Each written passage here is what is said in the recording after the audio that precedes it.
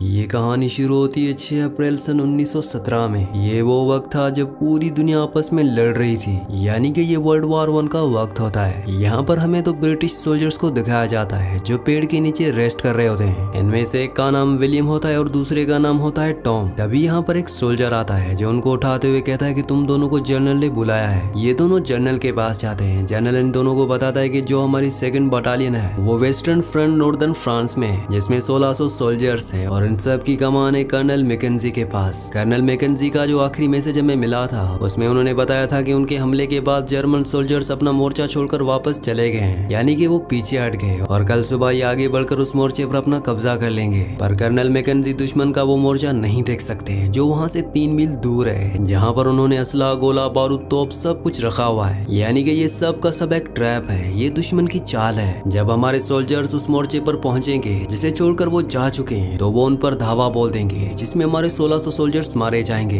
हम उन्हें इन्फॉर्म नहीं कर सकते क्योंकि दुश्मन ने हमारे सारे कम्युनिकेशंस के वायर्स काट दिए हैं, इसीलिए फिजिकली किसी को वहाँ पर जाना होगा। इस काम के लिए हमने तुम दोनों को चुना है। तुम वहाँ पर जाओ, कर्नल मैकेंजी से मिलो और उन्हें कहना कि आगे ना बढ़े, नहीं तो सब के सब मारे जाएंगे। ये दोनों के दोनों उस तरफ निकल पड़ते हैं। टॉम जल्द से जल्द वहाँ पहुँचना चाहता है क्योंकि उन 1600 सोल्जर्स में उसका भाई भी है। हालांकि विलियम कहता भी है कि हमें रात को निकलना चाहिए क्योंकि ये पूरा इलाका बहुत खतरनाक है, चारों तरफ जर्मन सोल्जर्स हैं। पर टॉम जल्द से जल्द वहां पर पहुंचना चाहता है। ये दोनों के दोनों जमीनी ट्रेंच के उस छोर तक पहुंच जाते हैं जहां से इन दोनों को बाहर निकलना है और बाहर चारों तरफ मौत है। यहाँ पर एक सोल्जर होता है जो सिस्टम से, लड़ाई से, हर चीज से पूरी तरह से परेशान होता है। वो कहता है कि यहाँ से बाहर तुम्हें अपनी जान की हिफाजत खुद करनी होगी। वो इन दोनों को वेस्टर्न फ्रंट तक पहुंचने का शॉर्टकट रास्ता बताता है और अब टॉम और विलियम ट्रेंच से निकलकर बाहर आ जाते हैं। ट्रेंच उसे कहा जाता है जो आर्मी जमीन के नीचे खोदकर अपने छुपने के लिए, लड़ाई के लिए जगह बनाती है। विलियम और टॉम ट्रेंच से बाहर निकलने के बाद देखते हैं कि चारों तरफ तबाही का, मौत का सन्नाटा है। ये धीरे धीरे आगे बढ़ना शुरू करते हैं और नो मैंस लैंड को पार कर लेते हैं। नो मैंस लैंड वो जगह होती है जिस पर किसी भी कंट्री का कब्जा करने का कोई भी राइट नहीं होता। अब ये दोनों आगे बढ़ते हुए उस जगह तक पहुंच जाते हैं जहाँ पर जर्मन ट्रेंच है, पर यहाँ पर एक भी जर्मन नहीं है। ये दोनों के दोनों अंदर जाते हैं, जहाँ जाने के बाद इन्हें पता चलता है कि अभी कुछ ही वक्त पहले जर्मन इस जगह को छोड़ गए हैं, यानी कि इनकी किस्मत अच्छी है। अगर जर्मन यहाँ पर होते तो वो इन दोनों को मार देते। इन दोनों को ट्रेंच के अंदर एक बंकर दिखता है और जब ये बंद करके अंदर जाते हैं तो उन्हें पता चलता है कि यहाँ पर दुश्मन ने, यानी कि जर्मन्स ने जाल बिछाया हुआ है। यहाँ पर ट्रैप वायर होती है जिस पर पैर लगते ही यहाँ ब्लास्ट हो जाएगा। इनकी किस्मत अच्छी थी कि इन्होंने ट्रैप वायर को देख लिया। तभी एक चूहा ऊपर से नीचे गिरता है और जब वो वहाँ से भागता है तो वो ट्रैप वायर से टकरा जाता है और एक जोरदार ब्लास्ट होता है जिसमें ये दोनों के दोनों दूर जाकर गिरते हैं। टॉम को विलियम कहीं भी नहीं दिखता और अगले पल वो देखता है कि विलियम मलबे के नीचे दबा हुआ है। वो विलियम को किसी तरह से वहाँ से निकालता है और अब बहुत जल्द इन दोनों को यहाँ से निकलना होगा क्योंकि ये पूरा का पूरा बंकर ढहने वाला है। ये किसी तरह से भागते हुए इस बंकर से बाहर निकल जाते हैं और इस तरह से इनकी जान जाते जाते बचती है। ये दोनों इस जगह से आगे बढ़ जाते हैं और कुछ ही दूर जाने के बाद इन्हें वहाँ पर बहुत सारे यूज किए हुए हथियार दिखते हैं जो जर्मन्स ने यहाँ पर छोड़ दिए हैं। यहाँ पर विलियम पूरी तरह से समझ चुका है कि उनके रास्ते में मौत के अलावा कुछ भी नहीं है, इसलिए वो टॉम से कहता है कि तुमने मुझे अपने साथ चलने के लिए क्यों चुना।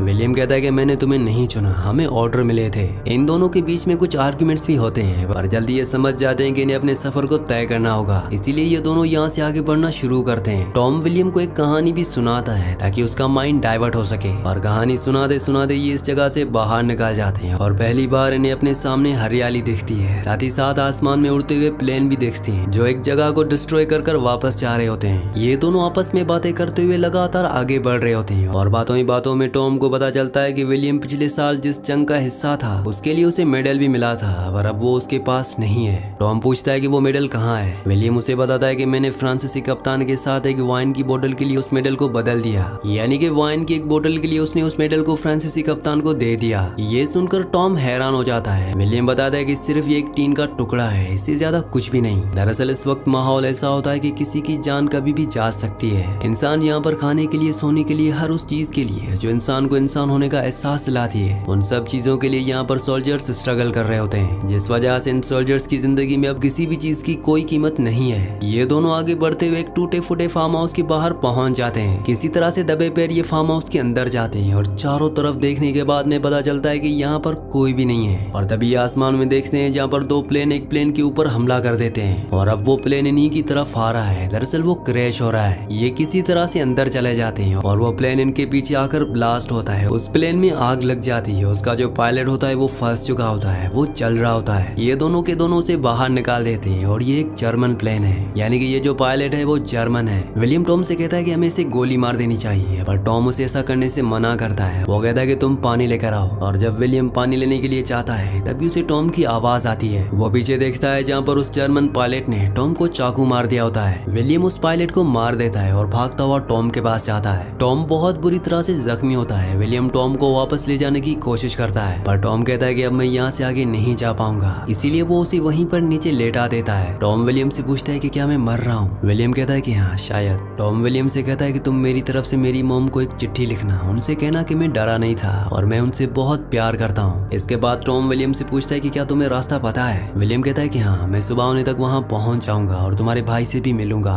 वो उसे बातें कर ही रहा होता है कि टॉम की आंखें हमेशा के लिए बंद हो जाती है, यानी कि उसकी मौत हो चुकी है। विलियम उसके हाथ से उसकी अंगूठी और चैन निशानी के तौर पर निकाल लेता है ताकि वो उसके भाई को लौटा सके। अब यहाँ पर दो ब्रिटिश सोल्जर और एक कैप्टन आ जाता है। कैप्टन विलियम से पूछता है कि तुम यहाँ पर क्या कर रहे हो। विलियम उसे सारी सिचुएशन बता देता है कि कैसे उसे सेकंड फ्रंट पर जाना है। उसके पास कल का हमला रोकने के लिए एक इम्पोर्टेंट मैसेज है। अगर इस हमले को रोका नहीं गया तो कई सोल्जर्स की जान चली जाएगी। कैप्टन उसे बोलता है कि हम भी उसी तरफ जा रहे हैं। दरअसल रास्ते में एक पेड़ गिर गया होता है, इसीलिए ये यहाँ पर रुके होते हैं। और अब विलियम उस बटालियन के साथ उनकी गाड़ी में बैठकर आगे निकल जाता है, पर पीछे छूट जाता है उसका दोस्त और उसकी यादें। यहाँ से कुछ और आगे बढ़ने के बाद इनकी गाड़ियाँ रुक जाती हैं। विलियम गाड़ी से नीचे उतरता है। कैप्टन उसे बताता है कि आगे ब्रिज टूटा हुआ है, इसलिए 6 मील इन्हें घूमकर जाना होगा, पर विलियम के पास इतना वक्त नहीं है। सुबह होने से पहले उसे वहाँ पहुँचना होगा, इसीलिए वो अकेले ही टूटे हुए ब्रिज को क्रॉस करते हुए आगे बढ़ जाता है। और जब वो धीरे धीरे आगे बढ़ रहा होता है तभी कोई उस पर गोली चलाता है। दरअसल उसके सामने एक टूटी फूटी वीरान बिल्डिंग होती है जहाँ से उस पर कोई गोली चला रहा होता है। विलियम किसी तरह से चुपके छुपाते उस बिल्डिंग के अंदर पहुंच जाता है। धीरे धीरे वो ऊपर जाता है और जब वो दरवाजा खोलता है तो वहाँ पर एक जख्मी जर्मन सोल्जर होता है। ये दोनों एक दूसरे पर गोली चलाते हैं। जर्मन सोल्जर की गोली विलियम के सर पर लगती है, वो दूर जाकर गिरता है और जब उसे कुछ देर बाद होश आता है तो वो देखता है कि उसकी गोली जर्मन सोल्जर को लग गई होती है। उसकी मौत हो चुकी है। दरअसल विलियम को जो गोली लगी थी वो उसके सर पर जो बुलेट प्रूफ हेलमेट होता है उस पर लगी होती है, इसलिए वो सिर्फ बेहोश होता है। और अब बाहर अंधेरा हो चुका है। विलियम को सुबह होने से पहले कर्नल मैकेंजी तक पहुंचकर उन्हें पैगाम देना होगा, इसलिए वो उस बिल्डिंग से बाहर निकल जाता है। पर जैसे ही वो बाहर निकलता है उस पर हवाई हमला होना शुरू हो जाता है। उससे पहले भी बताया गया था कि रात को जान को ज्यादा खतरा होता है। विलियम किसी तरह से बचता बचाता आगे बढ़ता रहता है और वो एक ऐसी जगह पहुंच जाता है जहाँ पर एक पूरी इमारत जल रही होती है। और तभी वो सामने देखता है कि एक सोल्जर है। ये एक जर्मन सोल्जर होता है। वो उस पर गोलियां चलाना शुरू कर देता है। विलियम यहाँ से भागते भागते एक तहखाने में चला जाता है जहाँ पर वो देखता है कि एक लड़की पहले से छुपी हुई है जो कि फ्रेंच होती है। वो विलियम से कहती है कि मुझे मत मारना, मैंने कुछ भी नहीं किया। विलियम कहता है कि तुम्हें मुझसे डरने की जरूरत नहीं है, मैं जर्मन नहीं हूँ। और उसके बाद विलियम वहाँ पर बैठ जाता है। दरअसल विलियम की गर्दन पर जख्म होता है, इसीलिए वो फ्रेंच लड़की उसके जख्म पर मरहम पट्टी लगाती है। तभी विलियम देखता है कि यहाँ पर एक छोटी बच्ची भी है, जिसे देखकर विलियम को बहुत अच्छा लगता है। वो उस लड़की से पूछता है कि क्या ये तुम्हारी बेटी है। वो कहती है कि नहीं, मैं नहीं जानती कि ये किसकी बेटी है। दरअसल इस लड़की को ये बच्ची मिली होती है। विलियम के पास यहाँ पर वो दूध भी होता है जो फार्म हाउस में उसे मिला था, और वो दूध यहाँ पर उस लड़की को देता है ताकि वो उस बच्ची को दूध पिला सके, क्योंकि यहाँ पर ये कई दिनों से छुपे हुए हैं और बच्ची भूखी है। विलियम बच्ची को देखकर बहुत इमोशनल हो जाता है, क्योंकि उसने इस जंग के माहौल में गोला बारूद की आवाज के बीच में बहुत दिनों के बाद किसी बच्ची की आवाज सुनी होती है। और अब उसे यहाँ से जाना होगा। हालांकि सुबह होने वाली होती है और बाहर चारों तरफ जर्मन सोल्जर्स हैं। जो लड़की यहाँ पर होती है वो उसे जाने से रोकती है, पर विलियम कहता है कि मुझे जाना होगा। वो लड़की उस जगह का उसे सही रास्ता बताती है जहाँ पर विलियम को पहुँचना है, क्योंकि ये लड़की यहीं की है। और विलियम अब बाहर निकल जाता है जहाँ पर जर्मन सोल्जर होते हैं, और अगले पल उसके सामने एक जर्मन सोल्जर आ जाता है जो उसका मुंह बंद कर देता है और उसे कुछ ना कहने के लिए इशारे से बोलता है। वो कहता है कि हाँ, मैं किसी को नहीं बताऊंगा।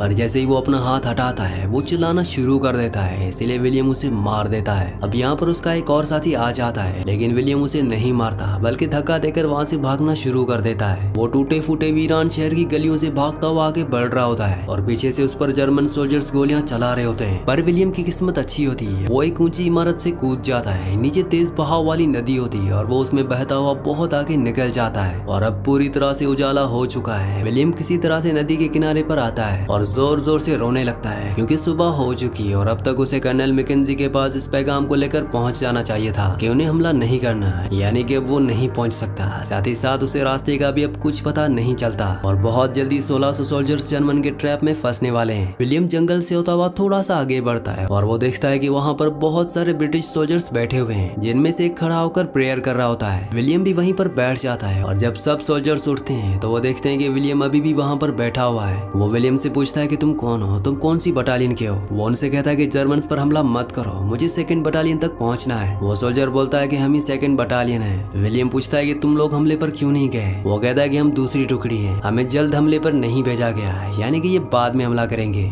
और अब विलियम ये जानकर के वो अब सही जगह पहुंच गया है। वो उस तरफ भागना शुरू करता है जहाँ पर कर्नल मैकेंजी है। जमीन के जो नीचे रास्ता होता है वहाँ पर बहुत सारे सोल्जर्स चल रहे होते हैं जो बहुत जल्दी यहाँ से निकलकर हमला करने वाले हैं, यानी कि वो जर्मन्स के ट्रैप में पूरी तरह से फंस जाएंगे। विलियम को आगे बढ़ने में बहुत प्रॉब्लम हो रही होती है और अब हमला भी शुरू हो जाता है, यानी कि जर्मन्स उनके ऊपर गोलियां चलाना शुरू कर देते हैं। और विलियम समझ जाता है कि उसके पास ज्यादा वक्त नहीं है, इसलिए वो जमीनी रास्ते से बाहर निकल जाता है और उस तरफ भागना शुरू कर देता है जिस तरफ कर्नल मैकेंजी है। यहाँ पर गोलियां चल रही होती है, बॉम्ब फट रहे होते हैं, चारों तरफ सिपाही भाग रहे होते हैं, लेकिन वो अपनी जान की परवाह किए बगैर उस जगह तक पहुंच जाता है जहाँ पर कर्नल मैकेंजी है। वो कर्नल मैकेंजी को कहता है कि मेरे पास जनरल का पैगाम है, आपको हमले को रोकना होगा। कर्नल मैकेंजी कहता है कि तुमने आने में बहुत देर कर दी, मेरे सिपाही वापस नहीं आ सकते। विलियम उन्हें कहता है कि ये एक ऑर्डर है, पर कर्नल मैकेंजी अपने सोल्जर्स को वापस नहीं बुलाना चाहते। पर जब विलियम उसे बताता है कि जर्मन्स की एक चाल है जिसकी तैयारी वो कई महीनों से कर रहे थे, तो कर्नल मैकेंजी अब उस लेटर को पढ़ते हैं जो उनके लिए जनरल ने भेजा है। वो समझ जाता है कि विलियम सही कह रहा है। वो विलियम को कहता है कि तुमने बहुत अच्छा काम किया। कर्नल मैकेंजी अपने सभी सोल्जर्स को वापस बुला लेते हैं और इस तरह से विलियम की वजह से कई सोल्जर्स की जान बच जाती है। इसके बाद विलियम टॉम के भाई ब्लैक के पास जाता है। वो उसे बताता है कि उसका भाई भी उसके साथ था पर अब वो उस दुनिया में नहीं रहा। हालांकि टॉम के भाई को दुख होता है और उसे अपने भाई पर प्राउड होता है क्योंकि उसने अपनी कंट्री के लिए जान कुर्बान कर दी।